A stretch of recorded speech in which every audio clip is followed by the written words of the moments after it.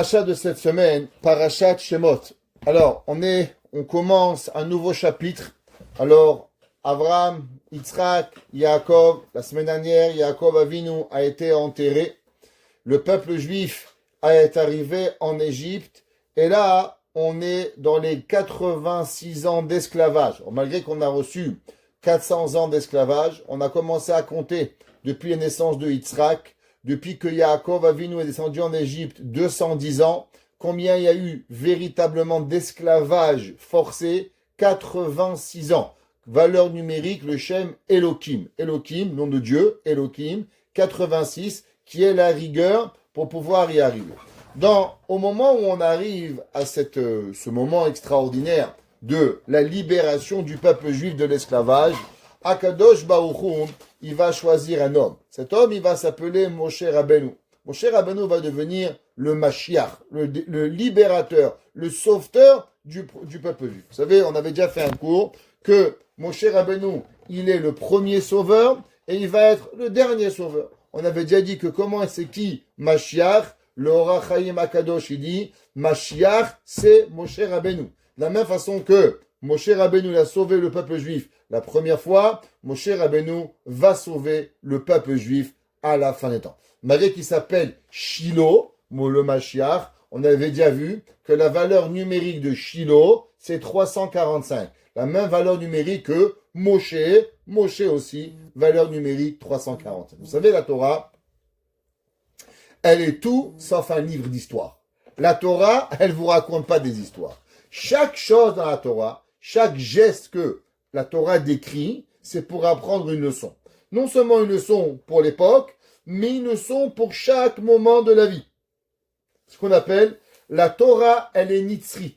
La Torah, elle est éternelle. Chaque mot, chaque lettre, il y a un enseignement. Pourtant, il y a un enseignement, il y a une partie de la paracha de cette semaine qui a l'air un petit peu, qu'on pourrait dire, pas très compréhensible. Pourquoi la Torah, elle nous le rappelle. La Torah dit comme ça, Moshe Rabbeinu, vous savez, il arrive, il voit le buisson ardent en train de brûler.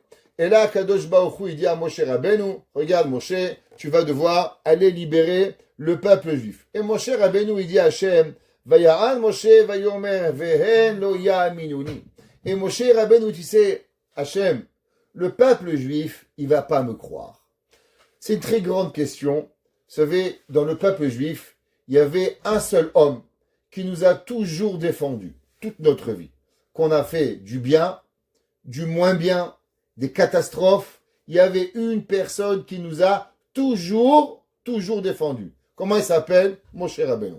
Comment il s'appelle Moshe Rabbeinu en hébreu? Raya Me'emna, le berger avec qui on peut faire confiance. On a fait le veau d'or. Dieu voulait nous tuer. Qui va nous aider? Moshe Rabbeinu. On a fait la faute des explorateurs, Moshe Rabbeinu. On s'est plaint du manger, Moshe Rabbeinu. On s'est plaint de boire, Moshe Rabbeinu. Moshe Rabbeinu va être là à chaque situation.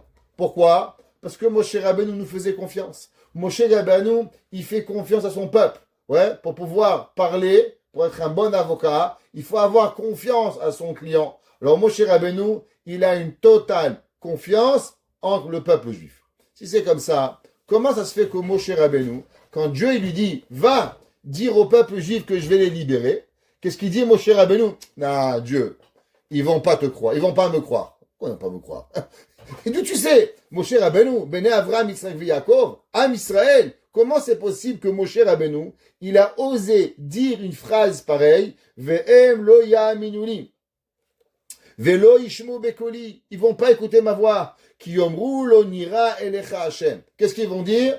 Ils vont dire, tu sais, Moshe Rabbeinu, t'es un menteur, Dieu t'est jamais apparu. Ils vont pas me croire. Alors la Torah dit, Vayomer elav Hashem, et Hashem, il a dit à Moshe, Maze beyadecha, qu'est-ce qui est dans ta main?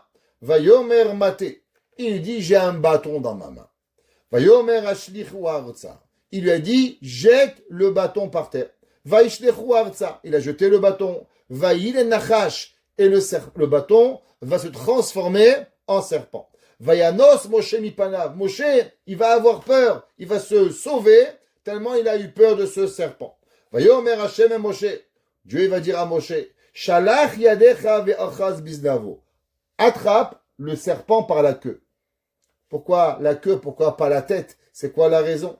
Vaishlach yado, il a enlevé sa main. Vaichazek bo, vaïlemate bekapo. Et le serpent est redevenu un bâton.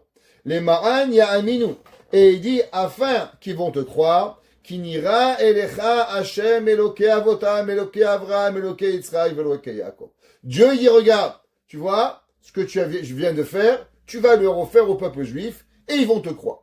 C'est joli, c'est sympathique, mais a priori, en quoi ça nous touche à nous? C'est une belle histoire que Moshe Rabbeinu, il a eu un beau miracle qui s'appelle le miracle du bâton et le peuple juif, il a cru le Akadosh Baruch Hu. Vous savez que le Rambam, il écrit, et la Torah nous enseigne, que depuis le Mahamad Har Sinai, depuis qu'on a été sur le mont Sinaï, le peuple juif ne doute jamais de Dieu. Ça n'existe pas. Dans notre ADN, vous savez, il y a du sang.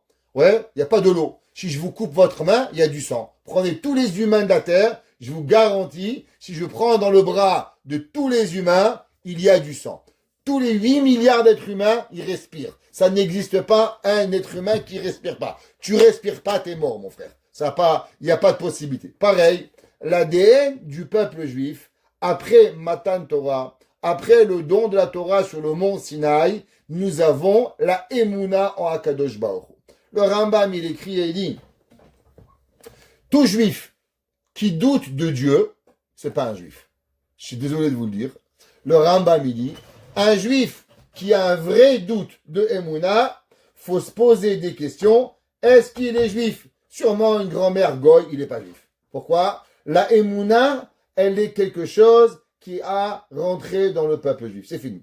Alors, ce verset, il nous apporte rien. Pourquoi? Parce que moi, j'ai pas vu le bâton devenir un serpent et j'ai pas besoin de voir le bâton devenir un serpent pour avoir la Emouna. Ma maman, elle m'a dit quand j'étais petit, tu sais, mon fils, Israël Meir, il y a un Dieu. Je dis, maman, pas de problème, il y a Hachem. Tu sais, Hachem, il a dit, pas de problème, j'ai pas besoin de plus. Mon père, il m'a dit, ma mère, elle m'a dit, mon grand-père a dit à ma grand-mère, mon arrière-grand-père à ma grand-mère. Ah là, c'est pas bon, c'est fini. J'ai rien besoin de plus. J'ai pas besoin d'avoir des grandes théories que Hachem, il existe. Les gens qui ont besoin de grandes théories, deux choses. Ou ils sont pas juifs, je suis désolé de le dire, aussi clair, ça fait de la peine peut-être, mais c'est la réalité. Ou bien, c'est des gens qui ont des très grandes envies, et pour calmer leurs envies, alors ils ne veulent pas croire en Dieu. Qu'est-ce que ça veut dire? Vous savez, il y avait un jour un grand penseur, il s'appelle le Rav Dessler. Le Rav Dessler, il a dit pourquoi les gens, ils arrivent à la non-croyance dans Dieu. Pourquoi ils veulent pas croire en Dieu? Qu'est-ce qui dérange à l'humanité de croire en Dieu? Pourquoi? Ma maman, elle m'a raconté, elle m'a dit qu'il y a un grand chercheur en Amérique, il a fait une exposition de toute la galaxie solaire, toutes les planètes, il a refait le soleil, la lune, toutes les étoiles, il a fait une grande exposition avec exactement au millimètre près toutes les planètes, combien elles étaient sur une échelle extraordinaire. Et tous les grands chercheurs, ils sont arrivés, ils lui ont dit, waouh, incroyable, c'est beau, c'est magnifique. Waouh, combien de temps ça t'a pris pour faire ça? Elle dit, désolé, c'est pas moi qui l'a fait. Elle dit, c'est qui? Il dit, c'est le vent. Il dit, le vent. Il dit, oui, il était à la cuisine, j'étais en train de cuisiner, il est rentré le vent, il a pris du papier, il a pris de la couleur, et il a fait tout ça.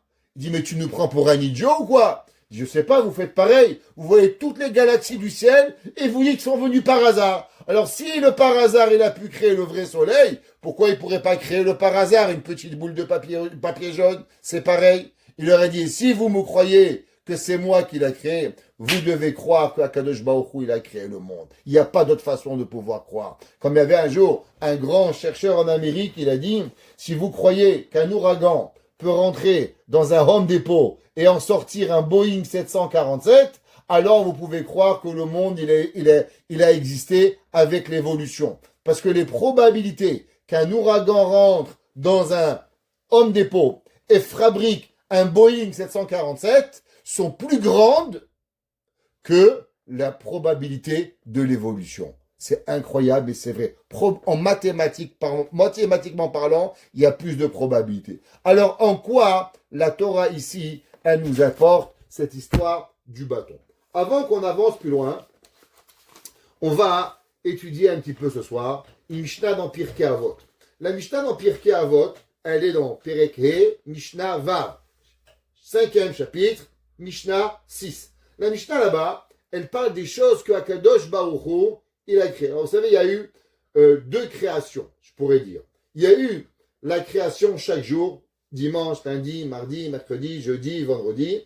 Hachem, il a créé. Seulement, la Torah, la Mishnah nous dit que juste avant le Shabbat, Akadosh Baruch Hu, il a créé certaines choses. Qu'est-ce qu'il a créé en tout? 10 choses. Akadosh Baruch Hu a créé 10 choses juste avant l'entrée de Shabbat. Akadosh Baruch Hu, il a créé. Alors, je ne voulais pas tout vous les dire. Bon, si déjà je vois que les gens prennent des notes, alors je vais vous écrire. La Mishnah dit, qu'est-ce que Akadosh Baruch Hu, il a créé dans les 10 Ben Hashemashot, juste avant l'entrée de Shabbat. Dit la Mishnah, Ve'eluen, et les voici, Pi Haaretz, la terre qui s'est ouverte au moment de Bilham. Vous savez, au moment de Korach, pardon, quand Korach il a fauté, la terre s'est ouverte. Que la terre a pu s'ouvrir et avaler Korach, la première. Pi Be'er, le puits que le peuple juif a bu pendant 40 ans. Imaginez-vous, 6 millions d'hommes et de femmes et d'enfants et d'animaux qui buvaient tous les jours d'un rocher. Vous êtes déjà posé une question, comment c'est possible? C'est un miracle qu'Hachem il a créé. Puis à Aton, 3, que la naisse de Bilam, elle a parlé. Comment un animal il peut parler? Comment un animal il a pu dire à Bilam, hé Bilam, pourquoi tu me frappes? Moi je sais pas, j'avais un chien, un chat, il m'a jamais parlé. En tout cas, les gens normaux, ça leur parle pas. Si un jour votre chat il vous parle, je vous dis, vraiment je vous aime bien, allez à l'hôpital tout de suite, c'est grave. Parce que là, vous entendez les voix. Les gens normaux, leur chien, leur chat, ils leur parlent pas. Mais Bilham Aracha, la naisse, elle a parlé. Akeshet, l'arc-en-ciel. Haman, la manne céleste qui est tombée. Amaté, le bâton. Hachamir, ce petit ver qui était capable de couper la roche. Aktav, l'écriture. Vehamirtav, et les lettres. Aluchot. Et il y en a qui disent aussi les démons, il y en a qui disent aussi l'emplacement de la place de Moshe Rabbeinu qui est magique, qu'on voit de loin et quand on s'approche de près, on ne la voit pas, le mouton de Avram Avinu, et il y en a qui disent aussi la première pince. Pour pouvoir créer une pince, il faut une pince. Vous ne pouvez pas créer un outil sans avoir une pince. Alors qui a créé le premier outil sur Terre? C'est Akadosh Baruch Hu qui l'a créé. Alors une des choses qu'on a, c'est le bâton. Alors, c'est quoi ce bâton que Akadosh Baruch Hu, il s'est marqué qu'il a créé? Il dit Rashi, dans Masechet Pirkei Avot, Ve'amate shel Moshe, shebo shem amefurash chakuk. Il dit Rashi, c'est quoi ce bâton qu'il a créé? C'est le bâton de Moshe Rabbeinu. Avec quoi Moshe Rabbeinu, pendant les 40 ans dans le désert, il va faire tous les miracles. Et dessus, il y avait le nom de Dieu. Ve'omed Hache Nitna le Moshe, jusqu'à qu'il donne à Moshe Rabbeinu. Pareil, le Targum Yonatan, Rabbeinu Ben Uziel, il dit que ce bâton, il a été créé Ben Hashemashot. D'où est la source de cela? La source de ça, elle est dans Pirkei des Rabbi Eliezer. Pirkei des Rabbi Eliezer, qui était Rabbi Eliezer Ben Urkenos. Alors, un petit peu un cours d'histoire. Il y avait un jour un grand maître, il s'appelait Elazar Ben Urkenos. Elazar Ben Urkenos n'était pas rabbin. Elazar Ben Urkenos était fils d'un des hommes les plus riches d'Israël. Urkenos était milliardaire. Il avait des terrains, il avait des puits, il avait des animaux, il avait tout ce qu'un homme peut rêver. Et il avait un fils qui s'appelait Elazar. Elazar était très très très fort. Et son papa, il donnait les champs les plus difficiles à labourer. Elazar, il pouvait prendre des pierres qui étaient très grosses, les lever, labourer le champ, et il travaillait tous les jours, il était heureux. Un jour, Elazar Ben Urkenos s'est arrêté pour avoir son lunch, son heure de lunch comme tout le monde, manger son petit sandwich que sa maman, elle lui a préparé. Alors Elazar Ben Urkenos, il s'est assis, et de l'autre côté du mur, il y avait deux élèves de la yeshiva, de Rabbi Yochanan Ben Zakkai, qui se sont assis. Donc un du côté du mur, et Elazar Ben Urkenos de l'autre côté du mur. Et ils ont commencé à parler de Torah. De quoi ils parlent les rabbins? Du beau temps, de ce qui fait beau, de ce qu'il y a Facebook, d'Arlil Book. Qu'est-ce qu'on a à voir? Rien à voir avec tout ça, nous. De quoi on parle? Torah. Qu'est-ce que Kishboch y pense? C'est quoi la mitzvah? Qu'est-ce que Hachem veut de nous? Et les deux élèves, ils parlent de Torah. Et Lazar ben Urkenos a écouté cette Torah, c'est lui rentré dans le cœur. Et depuis ce moment, il n'arrivait plus à avoir rien envie dans la vie que d'étudier la Torah. Presque qu'il a commencé, je vais dire un mot peut-être dur, commencé à avoir un petit peu une dépression. Alors son papa l'a vu triste et il lui a dit « Qu'est-ce que tu as, Elazar? Le travail, c'est trop difficile. » Alors il a changé de champ, changé de travail, trouvé un autre emploi, au bureau. Elazar, il n'avait aucune envie de rien. Il dit à son père un jour « Papa, j'ai envie d'aller étudier la Torah. » Il étudie la Torah. « Mais toi, Elazar, t'es un abruti. Tu sais rien. Tu sais même pas une lettre de Torah. Tu sais même pas lire. Qu'est-ce que tu vas étudier la Torah? Perds pas ton temps. Va travailler. La yeshiva, c'est fait pour les fainéants. Pas fait pour toi. Nous, on doit travailler. » Alors, il a essayé, mais il n'est pas arrivé, Elazar. Et un beau jour, Elazar ben Urkenos va prendre son baluchon et il va aller à la yeshiva de Rabbi Yochanan ben Zakkai. Là-bas, il va aller à étudier la Torah et il était très très pauvre. Quand les gens s'approchaient de lui, il sentait très mauvais. Alors, Rabbi Yochanan ben Zakkai a demandé à Rabbi Yossi HaKohen et il lui a dit, va voir pourquoi il sent tellement mauvais de la bouche. Alors, il s'est rendu compte qu'il ne mangeait rien. Il avait du sable et il mangeait de la terre. Et la seule chose qu'il mangeait, c'était de la terre. C'est pour ça que sa bouche sentait tellement mauvais. Rabbi Yochanan ben Zakkai, il dit à un élève, il est prêt à dormir dans un banc dans la rue, manger de la terre pour étudier la Torah. À partir de ce moment-là, il a pris et il a gardé avec lui. Et Rabbi Lazar ben Urkenos a grandi en Torah d'une façon extraordinaire. Un jour, pendant ce temps-là, son père, Elazar ben Urkenos, M. Urkenos, avait fait vœu que son fils Elazar était complètement déshérité, qu'il ne toucherait rien de tout l'héritage de son père à cause qu'il est parti à la yeshiva. Et il a entendu qu'il était à la yeshiva, chez Yavne Vechachamea. Alors il a dit, je vais arriver là-bas et je vais faire un scandale à ces rabbins. Ils ont volé mon fils, ils m'ont pris mon fils. Alors Rabbi Yochanan, il a dit à Rabbi Lazar, va, prépare un beau cours de Torah et ce soir tu vas donner un grand chiour. Alors il a invité toutes les personnalités de Jérusalem, tout le monde, toute la ville de Jérusalem, tous les plus grands riches, Kalba Saboua, tout le monde était invité au chiour, au cours de Torah de Rabbi Elazar ben Urkenos. Et là, on a laissé une place pour Urkenos. Et au moment où Urkenos y rentre, il s'assoit devant, on dit qu'il y a un grand cours de Torah par un grand érudit ce soir. Alors il rentre, et qui c'est qui rentre? Un rabbin avec une grande barbe blanche. Et il fait un cours majestueux, quelque chose que tout le monde était épaté. Alors il va le voir, Rabbi Yochanan, et nous, Monsieur Urkenos, qu'est-ce que vous pensez de cet élève? Il dit, waouh, cet élève, il est incroyable, sa Torah, elle est magique, j'ai tout compris, c'était tellement profond. Il dit, dis-moi, est-ce que si votre fils, il deviendrait comme ce monsieur-là, alors vous accepterez que votre fils, il va à la yeshiva? Il dit, rabbin, mon fils, il est bête, mon fils, il comprend rien, mon fils, il n'a pas de connaissance en Torah. S'il deviendrait juste un dixième de lui, bien sûr que je l'aurais envoyé à la yeshiva. Il lui a dit, Rabbi Yochanan, va embrasser, parce que c'est ni plus ni moins que ton fils Rabbi Elazar ben Urkenos. Et quand il a vu son fils de Torah, alors il a dit, j'enlève le vœu que j'ai fait, et maintenant tout mon argent, je te le donne. Et Rabbi Elazar, il a dit, papa, je ne suis pas intéressé à avoir aucun argent, juste laisse-moi étudier la Torah toute ma vie. Il va devenir Rabbi Elazar ben Urkenos, il va devenir le beau-frère, ni plus ni moins que de Rabban Gamliel, le prince d'Israël. Il va devenir un géant de la Torah. Il va écrire ce qu'on appelle le Pirkei des Rabbi Elazar. Et dans le Pirkei des Rabbi Elazar, il y a énormément de secrets kabbalistiques de la Torah. Et là-bas, il ramène, qu'est-ce qui s'est passé avec ce bâton? D'où il vient le bâton de Moshe Rabbeinu qui est arrivé? Alors il dit comme ça, Rabbi Levi Omer, il dit Rabbi Levi, Amate Shenivra ben Hashmashot, le bâton qui a été créé juste avant Shabbat, Nimsar le Adam Arishon Began Eden. Il a été donné à Adam Arishon dans le Gan Eden. Alors, il faut savoir que Adam Arishon, il a été sorti du Gan Eden, d'après le Pirkei de Rabbi Eliezer, avant Shabbat.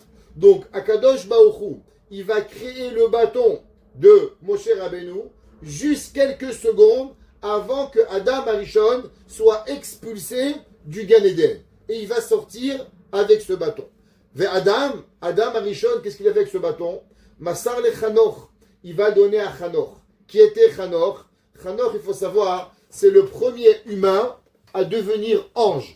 Vous allez voir dans la Torah, dans ces parachats Shemot, on a déjà fait un cours sur ça, ceux qui se rappellent il y a plusieurs années. C'est marqué Vechanoch enenu qu'il est kacho Elohim. Et Chanoch n'est plus, car Dieu l'a pris. Qu'est-ce que ça veut dire? Il dit au Targum Yonatan, Chanoch, Dieu est un grand tzaddik Chanoch, alors Dieu il va le prendre et il va le rendre le Malach Matat. Alors c'est quoi le Malach Matat? Il s'appelle Matatron. Le chef de tous les anges s'appelle Matatron. Et qui est cet homme-là, ce Malach? Eh bien, il était un homme qui s'appelait Chanoch. Chanoch était humain et Dieu va le rendre ange. Il y a eu un autre homme qui va devenir un ange, tout le monde connaît, Eliyahu Hanavi. Eliyahu Hanavi, le prophète Élie, Dieu va venir sur terre et va venir avec un chariot de feu pour le monter au ciel. Il va devenir Malach, un ange. Mais le premier qui va devenir un ange, il va s'appeler comment? Chanoch. Alors Adam Arishon va donner à Chanoch, cet homme-là, qui va devenir plus tard un Malach, il va donner le bâton. Ve Chanoch, qu'est-ce qu'il va faire Chanoch de ce bâton avant de partir du ciel? À qui il va le donner? Il va le donner ni plus ni moins à Noach. Noach, celui qui est rentré dans la Teva. Qui c'est qui va rentrer avec la Teva? Noach va rentrer avec le bâton. Noach, il va donner à quel enfant? Il avait 3 enfants. Ham, Shem et Yafet. Il va donner à qui? Il va donner à Shem. Ouais, les Sémites, d'où on vient, c'est quoi les antisémites? Eh bien, il vient de Shem. Shem était l'enfant choyé de Noach. Shem, il va rencontrer qui? Un homme. À la fin de sa vie, il va rencontrer Avraham Avinu. Avraham Avinu. Malgré que Shem, il va mourir beaucoup plus tard. D'après le Midrash, Shem, il va mourir à la période de la construction du Beth Amikdash. Ça veut dire en l'an 2800. Je vais expliquer un petit peu combien le temple a été construit par Shlomo HaMelech 480 ans après la rentrée du peuple juif en Israël. Alors un petit calcul mathématique, mettez-vous à vos calculatrices. On est sorti d'Égypte en l'an 2448. Ouais, combien de temps on est resté dans le désert? 40 ans. Donc c'est facile. 2448 plus 40, 2488. Maintenant, sur 2488, vous rajoutez 480 ans. 480 ans, c'est là que le temple, il va être construit. 480 années. Donc on est rentré en Israël, on a conquis toutes les terres et on a été en 480 ans. Alors on est 2488 plus 480, ça vous donne 2968 ans. C'est là que le temple a été construit. Donc si vous voulez faire un petit calcul, c'est très sympa. Vous savez que le deuxième temple, depuis, il va durer 410 ans, le temple. Et après, il va y avoir 70 ans encore d'exil. Alors 410 plus 70, ça vous donne combien? Encore 480 années. Exactement, qui va avoir 480 ans. Et après, vous avez 420 ans. Et là, vous avez la destruction du deuxième temple. Très intéressant. 480 et 480. Shem ben Noach va mourir seulement en l'an 2992. D'après certains, 2968. D'après certains, seulement aux 3000 millénaires, c'est là, à la fin du règne de Shlomo HaMelech, qui va mourir Shem. Donc il va prendre ce bâton, mais même quand il était vivant, il va le donner à qui? Il va donner à Adam Harishon. Adam Harishon va donner à Yitzhak, et Yitzhak va donner à qui? À Yaakov. Vous allez me dire d'où je sais. C'est simple. Yaakov Avinu, qu'est-ce qu'il va dire au moment où il va passer la rivière? Il dit Ki bemakli avarti et ayarden azé. Vous savez que Yaakov Avinu, quand il a été dépouillé par son neveu Esav, il va se retrouver sans rien. Et il va dire, car j'ai passé le Jourdain avec mon bâton. Dit le Midrash, qu'est-ce qu'il a fait? C'est qui le premier homme à avoir ouvert une mer ou une rivière pour pouvoir passer?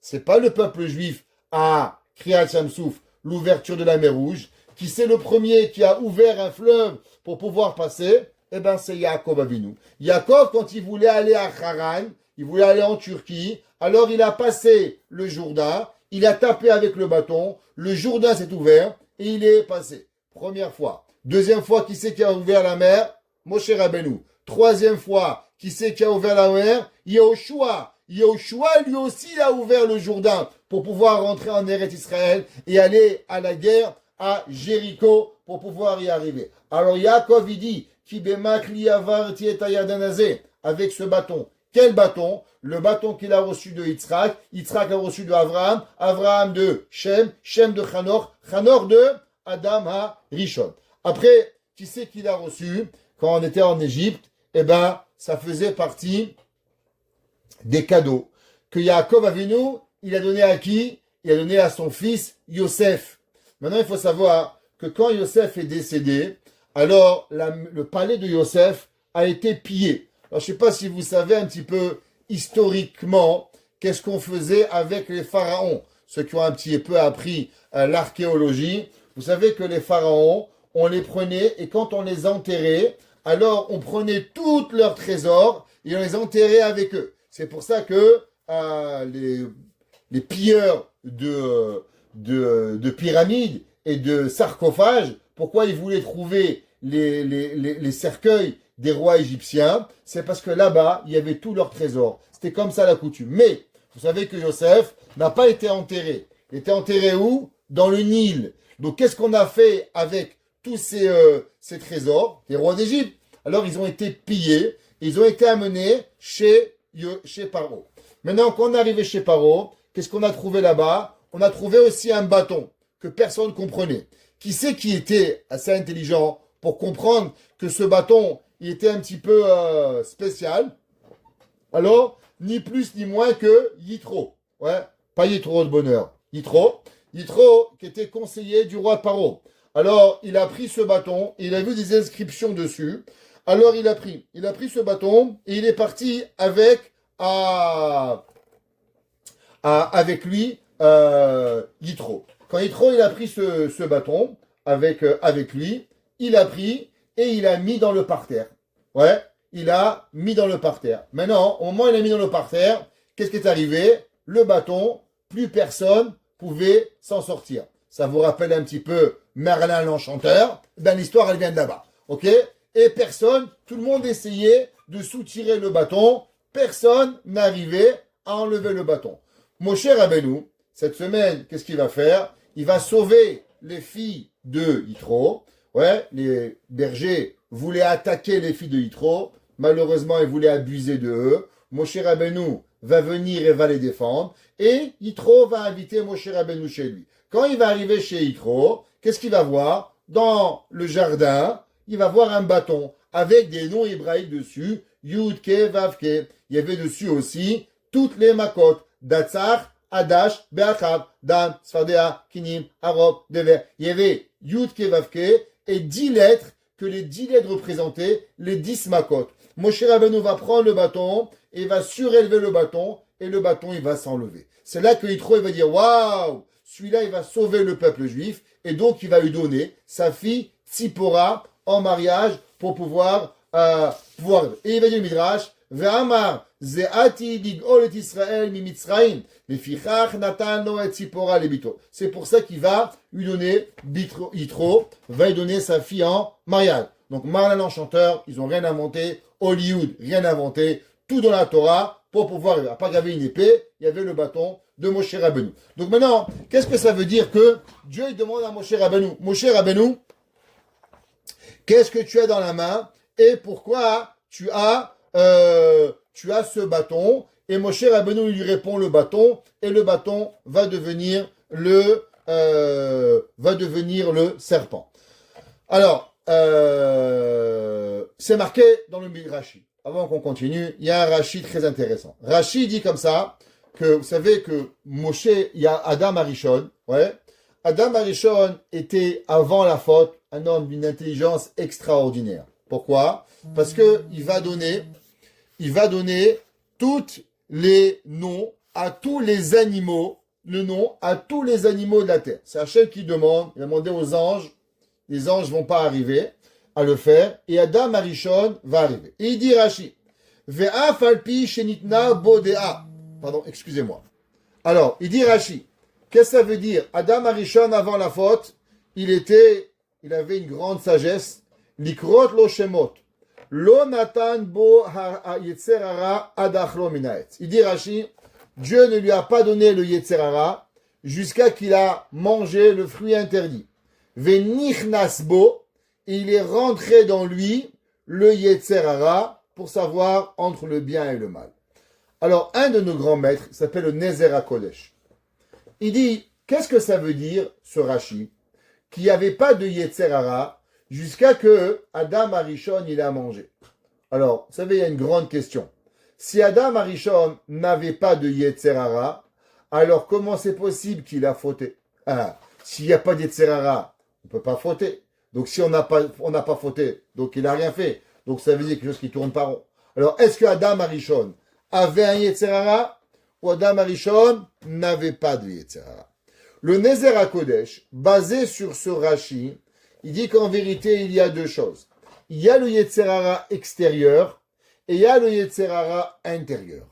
Adam Arishon, bien sûr qu'il avait un Yetzer Hara. C'est comme, par exemple, je vous pose une question. Vous avez une flamme, ok? Une flamme est devant vous. Vous pouvez mettre le doigt sur la flamme si vous voulez. Est-ce que vous allez le faire? Non. Est-ce que vous avez le libre arbitre? Oui. Est-ce que vous allez le faire? Non. Pourquoi? Parce que tout le monde comprend qu'on était petit, on a touché un jour le feu, aïe, on a pleuré. Depuis, tu touches plus le feu, mon frère. Il y a personne qui dit, ouais, moi j'aime bien toucher le feu, je me brûle le doigt. Tu veux pas te brûler, tu veux pas avoir mal. Qu'est-ce que ça veut dire? Ça veut dire qu'il y a des choses extérieures que tout le monde comprend. Le Koach HaBchira. Il n'y a pas des gens normaux qui vont mettre la main, se brûler la main pour se faire un kiff. Ouais, à part des gens fous. C'est à l'hôpital juif, c'est au 5e étage, les débiles mentales. Les gens normaux, ils font pas ça. Les gens normaux, ils mangent des bananes, ils mangent du chocolat, ils mangent des glaces, ils profitent, ils vont au soleil. Ils vont pas se brûler la main. Pourquoi? Parce que la douleur, elle est claire. C'est bien et c'est mal. Manger une glace, c'est bien. Aller promener dans une forêt avec ta femme et tes enfants, c'est très bien. Faire des bêtises, tu sais pas trop si c'est permis. Avant, le Yetzer Hara était extérieur. Au moment où on a mangé le Etz Hadaat, qu'est-ce qui s'est passé? C'est là que le Yetzer Hara, il est rentré à l'intérieur de nous. Reprenons le Rashi. Qu'est-ce que Rashi dit? Venichnas bo. Il est rentré dans lui, Yetzer Hara. Ça veut dire, il dit le Nezer HaKodesh. Avant, le Yetzer Hara était extérieur, comme le feu, bien et mal. Le glaçon et le feu. Le glaçon, c'est froid, le feu, c'est chaud. C'est pas compliqué à comprendre. Le Yetzer Hara était extérieur. Seulement à la fin, qu'est-ce qui est arrivé? Le Yetzer Hara est arrivé que l'homme, il a malheureusement, il a intégré un Yetzer Hara, que le Yetzer Hara maintenant, on peut plus différencier entre le bien et le mal. Le Talmud, dans Masechet Kiddushin, page 30b, il dit la chose suivante. Yitzro shel Adam mitgaber alav bechol yom. Le Yetzer Hara, tous les jours, il se renouvelle et il devient de plus en plus fort. Ça veut dire que vous avez connu le Yetzer Hara hier, c'est bien. Vous avez gagné hier, très bien. Mais aujourd'hui, il est encore plus fort. Et Sofé, chez Nehemar, et tous les jours, la Gemara dit, Umevakesh Hamito. Le Yetzer Hara, il veut nous tuer. Vous, moi, tous les gens. Ça n'existe pas. Son travail. Il a qu'un seul but. Que nous, on perd. D'où est-ce qu'on sait? Ça marqué dans le verset, dans Teilim. Sofé, Racha la Tzadik. Il visionne le mécréant au juste. Umevakesh le Hamito. Et il demande de le tuer. Ve'ilmale akadosh baruchu ozro. Et la Gemara dit, si c'est pas que Akadosh Baruch Hu, il aide, En Yacholo, on peut rien faire. Ça veut dire que le Yetzer Hara, comment on peut arriver? C'est seulement par l'aide divine qu'Akadosh Baruch Hu. D'où est-ce qu'on sait? C'est marqué Elohim, Lo Ya'azvenu Beyado. David Amelech, il dit, il y a une promesse que Akadosh Baruch Hu, il fait que il va nous aider. Maintenant, il y a un verset à la Torah qui dit comme ça, dans Parashat Kitetse. Kitetse la milchama al oivecha, unetano Hashem elokecha beyadecha. Traduction. Kitetse la milchama al oivecha. La Gemara dit quand tu vas en guerre contre ton ennemi. Dit la Gemara de quel ennemi tu parles? Dit la Gemara, c'est le Yetzer Hara. Quand l'homme il va en guerre avec le Yetzer Hara, alors on est à No Hashem Elokecha biadecha. Dieu il te promet que tu vas gagner. Tu vas en guerre, ça marche. Il y a une grande question. Pourquoi c'est marqué Kitetse la milchama al oivecha, sur ton ennemi? Ça aurait dû être écrit be oivecha, contre, avec. Qu'est-ce que ça veut dire al? Le mot al, grammaticalement, il veut rien dire. Par exemple, on dit al ha-shulchan, sur le shulchan, à la roche, sur la tête. Ouais. Mais quand je vais avec quelqu'un, on dit be yadecha, avec la main. Kitetse la milchama be oivecha, quand tu vas avec ton ennemi. Ça veut dire al oivecha, sur ton ennemi. Cette question a été demandée par plein de chachamim, plein de commentateurs, et j'aimerais vous partager avec vous une explication de Rabbi Yoshua de Belz. Rabbi Yoshua de Belz, il dit, qu'est-ce que c'est le Yetzer Hara? Le Yetzer Hara, il a deux façons de nous attaquer. Des fois, aller vol, aller ment, aller triche, aller je sais pas quoi, mange pas cachère, fais pas ci, fais pas là. Le Yetzer Hara, il a plein de moyens. Tous les jours, il vous attaque avec différentes façons pour pouvoir vous arriver. Mais des fois, le Yetzer Hara, il a l'air d'être gentil. Il faut dire, faut pas se bagarrer, ça va, il est sympa le Yetzer Hara. C'est bien, il est gentil, il est mignon, on n'a pas besoin de se bagarrer. Mais en vérité, lui, qu'est-ce qu'il fait? Lui, il est seulement en train de dormir pour vous apprendre. Vous savez, c'est comme les espions.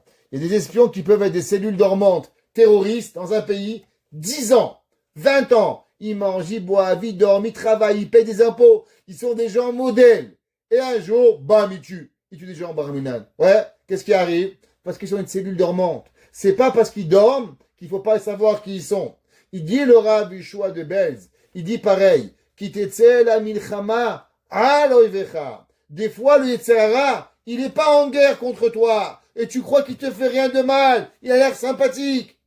Mais c'est ça l'erreur. L'erreur, elle est que toi, tu dois venir et tu dois savoir qui il est le Yetzer Hara. On ne peut pas croire que le Yetzer Hara, il est gentil. Ça n'existe pas. On ne peut pas se laisser aller. Vous savez, ça me fait la peine de dire ça, mais Chachamim nous ont donné des halachot. Des halachot qui sont clairs. Exemple, vous avez une halakha qui s'appelle la halakha de Yichud. Beaucoup de gens ne connaissent pas cette halakha. Et pourtant, c'est une halakha obligatoire. Vous savez qu'un homme et une femme ne peuvent pas être ensemble dans une maison s'ils ne sont pas mariés. Exemple, moi et ma femme, on est mariés, on peut être dans la même maison. Mais non, si moi je ne suis pas à la maison, ou ma femme elle n'est pas à la maison, s'il y a une femme qui vient, ou moi je ne suis pas à la maison, il y a un homme qui vient, on ne peut pas être dans la même maison. On n'a pas le droit. Ça s'appelle Yichud. Un homme et une femme ne peuvent pas être dans une même chambre, être dans une même maison. Si par exemple, vous m'invitez chez vous, je ne peux pas rentrer à la maison. Je reste à l'extérieur, à moins qu'il y a d'autres personnes, il y a un minimum, 3 hommes, plusieurs femmes. Sinon, c'est assourd. Qu'on soit rabbin, qu'on soit radin, qu'on soit qui vous voulez. Ça ne marche pas. C'est la loi de Yichud. À quel âge ça commence la loi de Yichud? La loi de Yichud, elle commence quand un garçon, il a 9 ans, et quand une fille, elle a 3 ans. Ça veut dire qu'un garçon de 9 ans, pas des frères et sœurs, un petit voisin de 9 ans, une fille de 3 ans, ils ne peuvent pas être dans la même maison. Ça fait, il y a quelqu'un qui m'a appelé un jour, malheureusement, prenait un babysitter homme de 14-15 ans. Il avait des petites filles de 5-6 ans. Et un beau jour, ils avaient des caméras à la maison. Et il a vu sur les caméras, ce que vous vous doutez bien, que le garçon de 14 ans, il faisait. Il criait, ouais, monsieur. Il dit, monsieur, vous savez, à la fin de tout, c'est terrible ce qui vous est arrivé. Dieu préserve. on vous souhaite aucun mal. Mais vous savez qu'est-ce qui se passe? La halakha, elle est que c'est assourd. On n'a pas le droit qu'un garçon de 14 ans y babysit une fille. C'est assourd, point à la ligne. Maintenant, c'est sûr que c'est terrible. Le cœur des parents, il est déchiré. Le cœur des gens s'est fracassé. Mais ça ne change pas qu'on aurait pu éviter ce problème. Comment? À travers de connaître la Torah. La Torah nous met en garde. Un garçon, il ne touche pas une fille. Un garçon, il ne babysite pas une fille. Ça, c'est halakha. Point net et précis. Tu fais ce que la Torah te demande, alors tu vas être protégé. Ça veut dire que quoi? Ça veut dire que des fois, tu dis, mais il est gentil, il est sympa, il est serviable. Oui, il a l'air très. Le Yetzer Hara, il dort. Mais le jour où il se réveille, tu vas tout perdre. Il dit le Chovot Alevavot. Ben Adam, un homme. Raoul lo la da'at. Il doit savoir qui a sonné à Gadol sheyesh lecha ba'olam. C'est qui votre plus grand ennemi? Ou yitzrecha. C'est ton Yetzer Hara. Animsar bekochot nafshecha. Qui se situe dans les forces de dans ton âme. Ton pire ennemi, c'est pas ton ex, c'est pas ton voisin, c'est pas ton beau-frère, c'est pas ta belle-sœur, c'est pas ta sœur. Ton pire ennemi, c'est ton Yetzer Hara. C'est lui qui est chez vous et qui est chez moi. C'est pas le même. Vous, vous avez le vôtre, moi j'ai le mien. Chacun avec ses problèmes, chacun avec ses affaires. Hameorav bemazeg ruchacha. Il dit, vous savez comment il est mélangé? Avec ton humeur. Il dit Chovot Alevavot. Le Yetzer Hara, il est dépendant de notre humeur. Ve'amishtatef imecha be'anahagat chushecha agufanim ve'aruchanim. Et il s'associe avec toi à chaque moment. Chaque chose que l'on fait, le Yetzer Hara, il vient. On raconte qu'il y avait un jour, Rabbi Levi Yitzhak de Berditchov, il était fiancé et il venait de se marier. Et le jour de Simchat Torah, alors on a le jour de Simchat Torah, on l'a invité à ouvrir le Echal. Alors il est arrivé, il a mis le talit, il s'est approché, il est parti, il a mis le talit, il est revenu et comme ça plusieurs fois aller-retour. À la fin, il a posé le talit, il est parti. Son beau-père à la fin il dit, dis-moi, tu m'as fait honte, qu'est-ce qui s'est passé? Il a dit, regarde, moi je voulais aller ouvrir le Echal. Le Yetzer Hara, il m'a dit, ben je viens avec toi. Je dis, mais pourquoi tu viens avec moi ouvrir la Torah? La Torah, ça m'appartient. Il a dit, regarde, tous les jours on mange ensemble, on boit ensemble, on dort ensemble, on étudie ensemble. Chaque chose on fait ensemble. Maintenant tu vas ouvrir la Torah, je viens avec toi. Je lui ai dit, mais la Torah, elle est contre le Yetzer Hara. Il dit, mais c'est vrai, mais tu te rappelles, il y a quelques jours, quand tu as fait un cours de Torah, tu as eu de l'orgueil, tu as kiffé. Alors j'étais avec toi. Si j'étais avec toi quand tu as eu l'orgueil pour la Torah, alors maintenant, je vais venir avec toi ouvrir le Echal. Alors j'ai essayé de le repousser. Et après, il dit, tu sais quoi? Il est préférable de ne pas ouvrir la Torah avec le Yetzer Hara que d'ouvrir avec. Alors je ne l'ai pas ouvert. Ça veut dire que le Yetzer Hara, il est avec nous à chaque moment, chaque chose que l'on fait. Amoshoel besodot nafshecha betzafon chovecha, qui va venir et qui va diriger. Écoutez, Chovot Alevavot, en l'an 900, il a écrit ça. Il va diriger les secrets de ton âme et il est caché et il comprend tes obligations. Ba'al atzatecha, il te conseille. Bechol tenuatecha, dans toutes choses que tu vas bouger. Anirot ve'anistarot, comment tu bouges devant les gens ou caché. Ve'ata yashenno, lui va dormir avec toi. Ve'u erlach, et il est réveillé. Ve'ata mit'alem imenu, toi tu te caches de lui, mais lui se cache pas de toi. Et il continue, et il dit que chaque chose que l'on fait, le Yetzer Hara, il est avec nous. Maintenant, c'était quoi le bâton? Le bâton, il avait le nom de Dieu dessus. Pourquoi il avait le nom d'Akadosh Baruch Hu? Parce que Akadosh Baruch Hu, il a voulu nous faire comprendre qu'en vérité, si on n'est pas avec Hachem, on ne peut rien faire. L'homme, il doit vivre avec Hachem. Si vous voulez réussir, et c'est l'erreur de tout le monde, si on veut réussir dans n'importe quoi, mariage, vacances, sorties, toutes choses, je vous le dis, priez. Le problème, c'est que les gens ne prient pas. Les gens disent, ça va, je vais juste en vacances. Ben, les vacances peuvent être un rêve, ou les vacances peuvent être un carnage. Tu sais quelle différence ça va être? Ça va être avec comment tu vas prier. Comment tu veux Dieu avec toi? Tu as Hachem avec toi, tu as les plus belles vacances. Tu n'as pas Hachem avec toi, catastrophe, ce qui va t'arriver pour pouvoir y arriver. Maintenant, si c'est comme ça, on va comprendre une Mishnah. La Mishnah, elle dit, Im en ani li mili. Il dit, Hillel, dans la Mishnah, si c'est pas Im en ani li mili, si c'est pas moi pour moi, alors qui? Ou keshe le atzmi, et quand moi je suis avec moi, ma ani, qu'est-ce que je suis? Ve'imlo arshav et matai. Et si c'est pas maintenant, alors quand? Inamu chazal. Il dit le Khatam Sofer. Qu'est-ce que ça veut dire cela? Vous savez, il dit, il y a beaucoup de gens qui pensent que peut-être qu'il faut rien faire au Yetzer Hara, puisque Dieu il va vous aider, alors faites rien. Puis Dieu, puisque Hachem à la fin on a besoin d'Akadosh Baruch Hu, alors peut-être qu'on devrait rien faire et que Dieu de lui-même il va enlever le Yetzer Hara. Il dit le Khatam Sofer, qu'est-ce qu'elle dit la Mishnah? Im en ani li mili. Si c'est pas moi qui va combattre le Yetzer Hara, alors qui va le faire? Ça veut dire que c'est vrai que Akadosh Baruch Hu, il peut vous aider. Mais si vous prenez pas le Yetzer Hara et vous prenez pas l'arme pour aller en guerre, vous allez pas pouvoir gagner. La seule chose qu'il faut faire, il faut que l'homme, il comprenne qu'il a besoin d'abord lui-même de faire et par la suite, il doit venir et il doit demander l'aide d'Akadosh Baruch Hu. Maintenant, pourquoi Moshe Rabbeinu, il a eu le bâton? Vous savez que Moshe Rabbeinu, il était le Gilgoul de Adam Arishon. Adam Arishon et Moshe Rabbeinu, c'est la même âme. C'est exactement. C'est pour ça que Adam Arishon, quand il a fauté, il a mis en péril des millions d'êtres humains. Qui c'est qui va réparer ces millions d'êtres humains? C'est Moshe Rabbeinu. Avec la sortie d'Égypte, il va venir et il va arriver. Seulement, qu'est-ce qui s'est passé? Juste on doit avancer un petit peu. Que Moshe Rabbeinu, qu'est-ce qu'il dit à Dieu? Vehem lo ya'aminuli. Qu'est-ce que ça veut dire que Vehem lo ya'aminuli?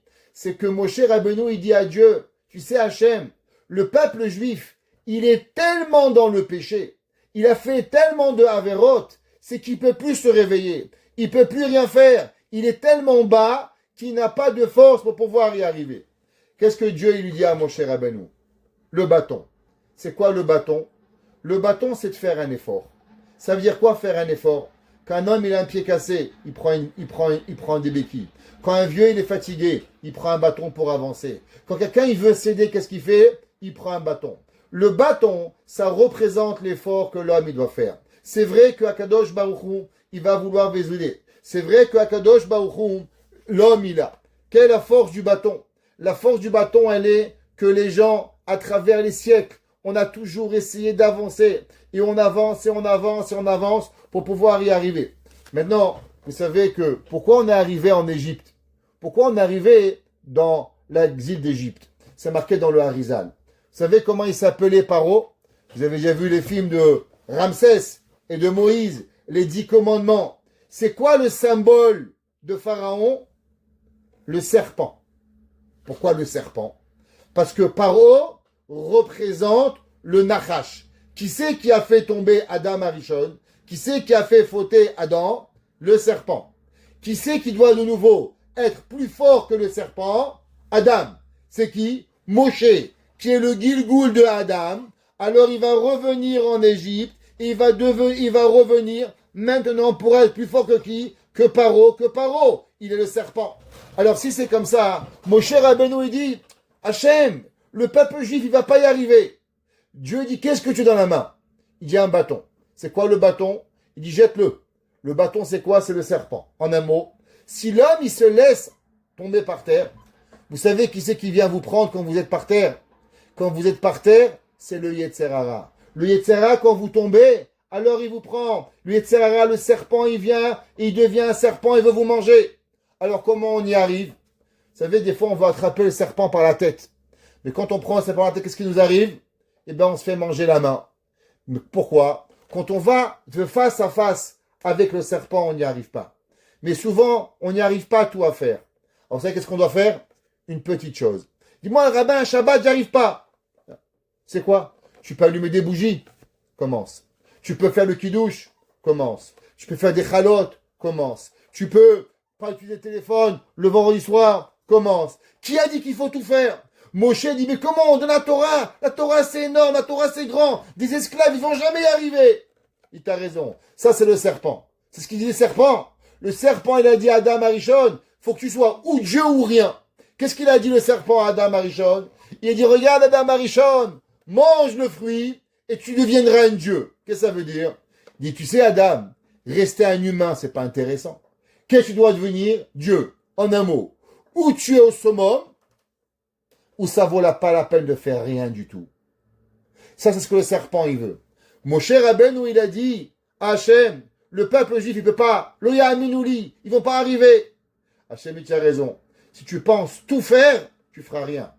À l'inverse, si tu prends le serpent par la queue, qu'est-ce que ça veut dire de prendre par la queue? Tu commences par les petites mitzvot. Tu arrives, pour pouvoir y arriver, alors tu vas arriver.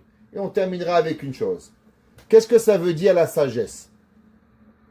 Comment on établit la sagesse dans la Torah? Ezeu chacham haroe tanolad. Dit la Mishnah, qui est l'intelligent? L'intelligent, elle est celui qui voit le futur. Il y a Akavia ben Malalel, il dit, Velifne mi ata ati liten din vecheshbon. Qu'est-ce que ça veut dire?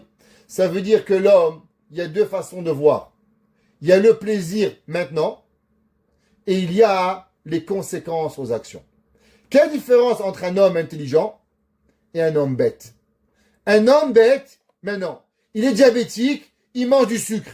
Dans une demi-heure, tu vas être à l'hôpital. Ouais, mais c'est bon. Ok, c'est un homme bête. Un homme intelligent, il comprend. Je vais manger du sucre, je vais à l'hôpital, je vais vivre, voir mes enfants, voir ma famille, voir mon père, voir ma mère. Je suis intelligent, je veux voir. Comment l'homme, il combat le Yetzer Hara? Vous savez comment on combat le Yetzer Hara? En se rappelant toujours la fin. Quand on voit le départ, alors on ne peut pas combattre. Quand on voit le moment du plaisir, on ne va pas y arriver. Mais si on pense à la fin, qu'est-ce qui arrive? À 100 ans, à 120 ans, on va monter chaque Kadosh Baruch Hu. Qu'est-ce qu'on va dire à Dieu? Alors il a dit Dieu à Moshe Rabbeinu. Moshe Rabbeinu, il a dit Dieu, ils n'ont pas la force, le peuple juif. Il tient raison. Tu sais comment on donne la force au peuple juif? Deux choses. D'abord, commence par les petites choses, par la fin, et explique-leur les conséquences de leurs actions. Donne-leur la sagesse pour comprendre la suite des événements. Quand l'homme y comprend qu'est-ce qui va arriver par la suite, alors il devient chacham. C'est pour ça que le Midrash il dit, comment il s'appelle le Yetzer HaTov? Dit Shlomo Ameler dans Kohelet, Tov Yeled Mesken Vechacham. Il est bon à l'enfant qui est chacham. C'est qui le chacham? Le chacham, c'est le Yetzer HaTov. Pourquoi il est chacham? Parce qu'il est chacham, parce qu'il nous fait comprendre l'intelligence pour pouvoir y arriver. À l'inverse, le Yetzer Hara, comment le Yetzer Hara il s'appelle? Eh bien, le Yetzer Hara s'appelle Meler Kessil. Il est un roi qui est fou. Pourquoi qui est sot? À cause que lui, il pense seulement à maintenant. Il pense seulement au désir du moment. Il pense pas arriver. Et c'est pour ça que l'histoire Moshe Rabbeinu, au moment où il va commencer son travail, au moment où il va commencer à délivrer le peuple juif, alors il a une leçon pour nous. On est tous le peuple juif. On est tous avec nos bagages. On est tous avec nos difficultés. Et véritablement, penser qu'on peut y arriver, d'un coup c'est difficile, c'est impossible. On a besoin de l'aide de Dieu. L'aide tout seul, Dieu peut rien faire sans nous. Alors comment faire? Deux choses. Commençons par toute chose qui nous est difficile, par des petites choses. On ne peut pas arrêter la shonara, prenons 1 heure par jour. On ne peut pas faire 3 prières, commençons par une prière. On ne peut pas faire tout le Shabbat, commençons à faire. Et on grandit tous les jours. Je ne peux pas arriver de 0 à 100, t'as raison. Et comment je grandis? Je grandis en ayant la chokhma, la sagesse, de ne pas penser au plaisir quotidien, au plaisir momentané, mais au plaisir qui va venir par la suite, que Akadosh Baruch Hu il va nous donner les Ol Me'olamim dans l'éternité. Alors, grâce à cela, alors on pourra faire venir Mashiach. On pourra amener la libération de chacun de nous à un état privé, à un état public, que chacun de nous on a la réussite, la santé, le bonheur, de pouvoir s'élever. Parce que le plus grand pouvoir, le plus grand bonheur, c'est quand l'homme, il arrive à comprendre comment grandir. Quand l'homme de lui-même, il peut voir sa progression, où il était, où il est, où il a envie d'être, et qu'aujourd'hui, il est dans la bonne direction de pouvoir y arriver, alors Behemet Akadosh Baruch Hu, il est avec lui. Et c'est ça ce bâton qui est donné à Adam Arishon, juste avant qu'il enlève du Gan Eden. Avec quoi Adam Arishon va arriver à surmonter? Eh bien, tu vas arriver à te remonter avec un bâton. C'est quoi le bâton? C'est pour t'appuyer quand tu es fatigué. À la place de t'effondrer, eh bien, appuie-toi dessus. Fais un petit effort. Prie Hachem. Petit effort. Prie Hachem. Pense à l'avenir. Grâce à ça, on pourra avoir la hatzlacha, la joie et le bonheur et apporter avec nous Mashiach Tzidkenu, Bimera Biyamenu. Amen.